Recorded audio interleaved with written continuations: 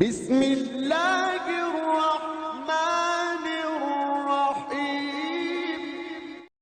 بسم اللہ الرحمن الرحیم۔ اللہم صلی علی محمد عبدک ورسولک وصلی علی المؤمنین والمؤمنات والمسلمین والمسلمات۔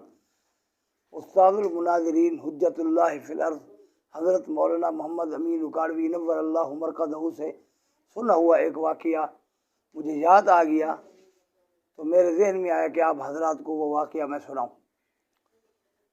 حضرت نے واقعہ یہ بیان فرمایا کہ سیدنا حضرت سلیمان علیہ السلام کا دور تھا۔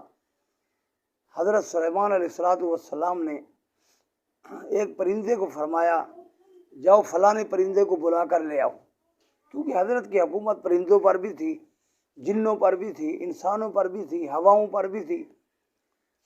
جب وہ پرندہ اس پرندے کو بلانے کے لیے گیا جس کو حضرت سیدنا سلیمان علیہ السلام نے بلایا تھا، وہ پرندہ ایک مناظرے میں ثالث بن چکا تھا، مناظرہ ہو رہا تھا، تو اس نے اس پرندے کو کہا کہ حضرت سیدنا سلیمان علیہ السلام جو اللہ کے نبی ہیں، اللہ کے نبی کو جا کر بتاؤ کہ میں ثالث بنا ہوا ہوں مناظرے میں، اور اللہ کا حکم ہے جو ثالث بنے فیصلہ حق کا کرے، تو میں پہلے اللہ کا حکم پورا کر لوں، حق کا فیصلہ کر لوں، اس کے بعد اللہ کے نبی کی بات سنتا ہوں۔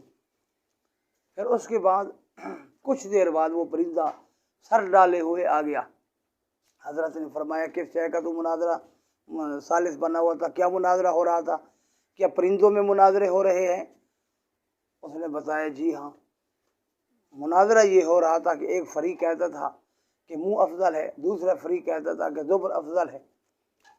پھر کیا مناظرہ ہوا؟ انہوں نے کہا جی منہ والا کھڑا ہو گیا، اس نے خطبہ پڑھا، خطبہ پڑھنے کے بعد اس نے کہا کہ منہ افضل ہے کیونکہ یہ اوپر ہے، زبر نیچے ہے، لہذا منہ کا مقام زیادہ ہے۔ پھر ان کا دوسرا آدمی کھڑا ہو گیا، دوسرا پرندہ کھڑا ہو گیا، اس نے کہا کہ نہیں زبر افضل ہے، کیوں؟ اس لیے کہ وہ نیچے ہے، اس میں تواضع ہے اور اللہ کو تواضع پسند ہے، لہذا منہ میں تکبر ہے، وہ اوپر ہے، لہذا زبر افضل ہے۔ پھر دوسرا پرندہ کھڑا ہو گیا، اس نے کہا نہیں منہ افضل ہے کیونکہ منہ سے اللہ اس کے رسول کی تعریف ہوتی ہے، زبر سے سوا گندگی کچھ نہیں نکلتا، لہذا منہ افضل ہے۔ پھر وہ دوسرا پرندہ کھڑا ہو گیا، اس نے کہا انصاف کا زمانہ نہ رہا، زبر افضل ہے کیونکہ منہ سے ٹھیک ہے اللہ اس کے رسول کی تعریف ہوتی ہے، زبر سے گندگی نکلتی ہے، لیکن جو زبر کی گندگی ہے وہ ایک لوٹے پانی سے صاف ہو جاتی ہے، اور منہ سے جو گندگی نکلتی ہے گستاخی والی، یہ تو جہنم کے جوتوں سے بھی صاف نہیں ہوتی۔ بعض دفعہ وہ کفر یا کلمہ کہہ لے تو ہمیشہ جہنم میں رہنا پڑے گا اس کو، لہذا زبر افضل ہے۔ پھر تو نے کیا فیصلہ کیا؟ اس نے کہا جی میں نے فیصلہ کیا جو منہ اللہ اس کے رسول کی تعریف کرے وہ تو منہ افضل ہے، اس آدمی کا تو منہ افضل ہے اس کی زبر سے، لیکن جو اللہ اس کے رسول کی گستاخی کرے اس کی زبر افضل ہے اس کے منہ سے۔ اللہ تعالیٰ سے دعا ہے کہ اللہ تعالیٰ ہمیں گستاخی سے محفوظ فرمائے۔ وآخر دعوانا الحمد للہ رب العالمین۔